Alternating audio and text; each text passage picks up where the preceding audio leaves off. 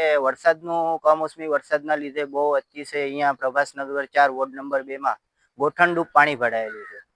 તો અહીંયા 3 થી 5 સ્ટાર હોટલો આવેલી છે. બહારથી આવતા યાત્રિકો અહીંયા રોકાણ વ્યવસ્થા માટે પણ અહીંયા આવે છે. તો એ લોકો આ ગંદકી જોઈ એટલે બહુ જ શરમ અનુભવે છે અને આપણી ખરાબ છાપ લઈને સોમનાથની જતા રહે છે. તો અને છેલ્લા ઘણા સમયથી અહીંયા ભાજપ શાસિત નગરપાલિકા છે વોર્ડ નંબર 4 માં કોઈ જાતનો વિકાસના નામે આ ભ્રષ્ટાચારનો ખુલ્લો ધંધો છે.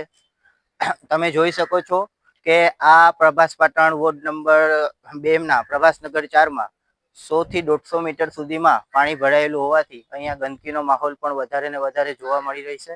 અને આવનારા સમયમાં અહીંયાના રહેવાસી જે બીમારીને લગતા ડેન્ગ્યુ, તાવ, મચ્છરનો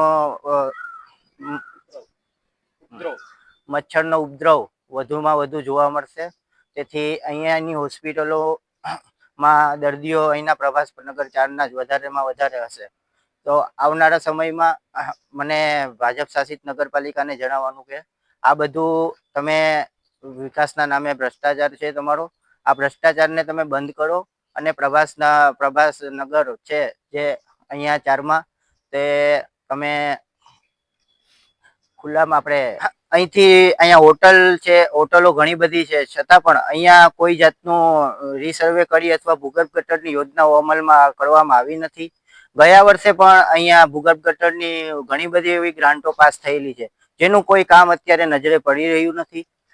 તેથી મને સોમનાથ મંદિરમાં સોમનાથ મંદિર નગરપાલિકામાં ઘણા લોકોએ સોમનાથ મંદિરમાંથી નગરજનોએ ઘણા લોકોએ રજૂઆત કર્યા છતાં વેરાવળ નગરપાલિકા તરફથી કોઈ જાતનું અહીંયા રીસર્વે કે એવું કંઈ કરવામાં આવ્યું નથી. ઘણા અધિકારીઓને આ ખબર હોવા છતાં આ પ્રભાસનગર 4 માં જે દર વર્ષેની જેમ આ વર્ષે પણ ગોઠણડૂબ પાણી થઈ રહ્યું છે તેનો કોઈ નિકાલ કરવામાં આવી રહ્યો નથી અથવા આનો કોઈ સર્વે અથવા આ જ પાણી દૂર થાય એના માટે કોઈ યોજનાઓ અમલમાં કરવામાં આવી નથી.